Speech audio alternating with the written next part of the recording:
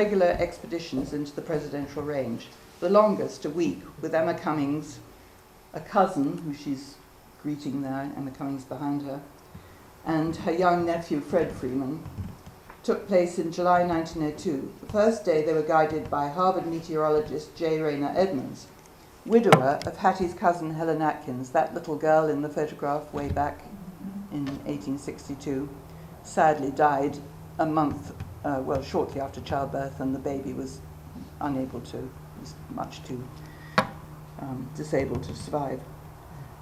And a co-founder and leader of the AMC, that's Rayner Edmonds, was very active. For more than a decade, since the tragic death of his wife and newborn daughter, Edmonds had devoted his energies and his fortune to building professional shelters and paths in the presidential range. For the rest of the week, their guide was a local man, Byron Lowe. Hattie and Emma's detailed descriptions of this adventure for Hale were evidently intended for publication, but this did not happen. Instead, a group today of White Mountain climbers and botanists are at work on a publication combining the 1902 accounts of this trek, which I found with the letters, with photos from several albums that Hattie compiled and gave to her guide and family members, which have all turned up over the last few years.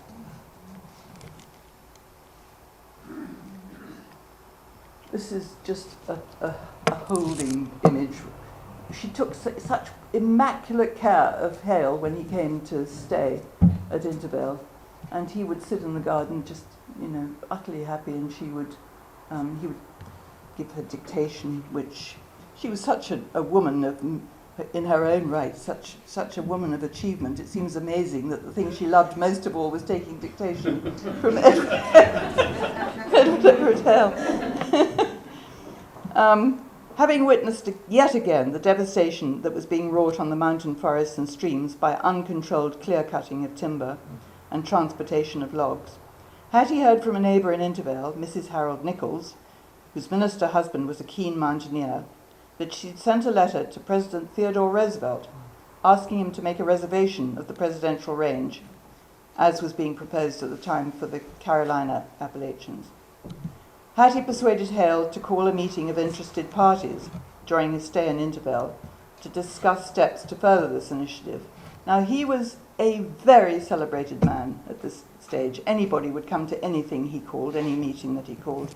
And just recently, he'd celebrated his 80th birthday. 3,000 friends went to the new Symphony Hall in Boston to celebrate his 80th birthday with him. So at the meeting, it was decided to set up a committee chaired by Hale to present the subject before Congress. That same busy year, Hattie began making her own contributions to trail building, directing and paying for an extension of a summit path. In 1905 and 1906, Byron Lowe cut and built at her expense 2 paths on Mount Washington. Again, this was very unusual for a woman of that time.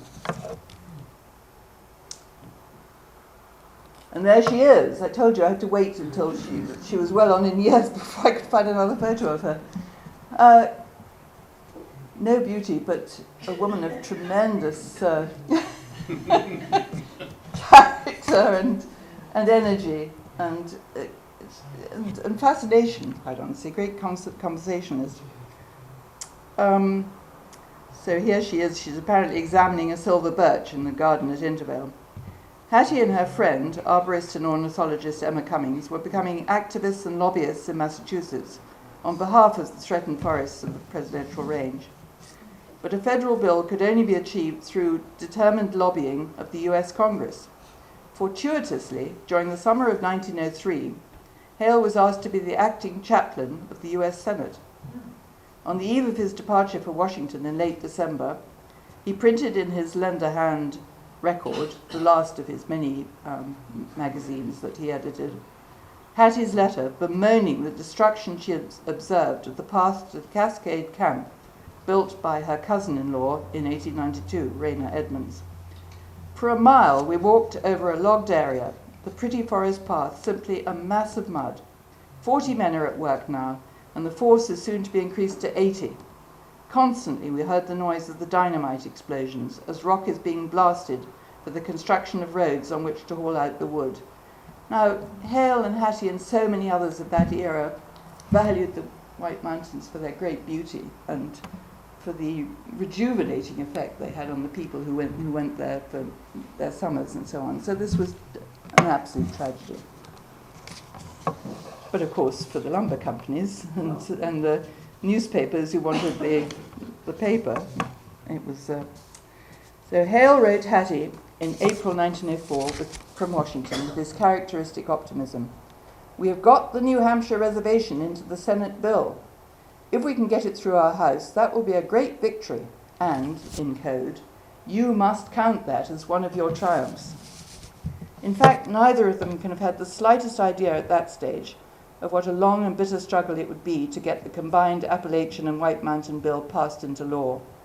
To Hattie's growing personal distress, Hale stayed on as Senate chaplain to the end of his life. That meant that he was gone for the 6 months that they used to spend most time together. But there could have been no collaboration on forest conservation otherwise. Now, you'll recognize this person. Edward Everett Hale was a man who knew everybody, literally. I mean, that was one of my biggest tasks in researching these letters, because he's constantly referring to many famous people and some not so famous, so you can imagine the amount of research I had to do to sort out the two. And sometimes his stories about less famous were just as interesting. Some contemporaries considered him to be just as much a politician as a minister. Without a doubt, Hale's most powerful friend in Washington and ally in the pioneering conservation movement was the young President Theodore Roosevelt. The two men had established a bond when TR was a Harvard undergraduate and Hale was chaplain to the undergraduates. Hale's oldest son, Arthur, was a classmate of TR. When Roosevelt was working his ranch on the Little Missouri River in the Dakotas in the 1880s, Hale published his report on Indian and settler relations there in his Lend a Hand magazine. Another essential friend in Washington was Gifford Pinchot, who had been head of the Division of Forestry of the new National Forest Commission since 1898. Pinchot was now rising to national prominence under the patronage of President Roosevelt, and many people think he was the real founder of the conservation movement. Freeman and Hale were both delegates to the American Forest Congress in Washington between January the 2nd and 6th, 1905. In this photo of the delegates who'd gathered on January the 2nd in time to attend a reception at the White House, Hattie and her youngest niece, Helen, can be seen almost in the center of the back row. So look for a rather American Indian-looking woman up there, next to a younger woman. The purpose of the Congress, as Hale reported in the record, was to establish a broader understanding of the forest in its relation to the great industries depending on it, to advance the conservative use of the forest resources for both the present and future need of these industries, to stimulate and unite all efforts to perpetuate the forest as a permanent resource of the nation. In other words, a classic description of conservation. Representing the Massachusetts Forestry Association, as did Freeman, Hale gave a rousing speech with a resolution for the establishment of a national forest reserve in the White Mountains. So note that this former Unitarian minister from Boston gives the keynote speech in the first American Forest Congress. That same year, the U.S. Forest Service was created within the Department of Agriculture, with Gifford Pinchot at its helm, and there was an orchestrated campaign to inform and raise support beyond the existing pool of activists in New England. Forest and Irrigation magazine honored Hale with a photograph as being among the very first to advocate the establishment of a White Mountain Forest Reserve. Needless to say, no mention was made of Mrs. Nichols or Miss Freeman.